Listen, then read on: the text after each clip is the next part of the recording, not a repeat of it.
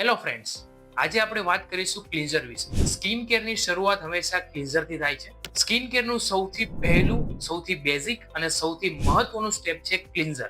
મારી પાસે રોજ ઘણા એવા પેશન્ટો આવે છે અને જે પૂછે છે કે સર, એવું કોઈ એક ક્લિન્ઝર જે મારું ખીલ, પિગમેન્ટેશન કે ટેનિંગ દૂર કરી શકે?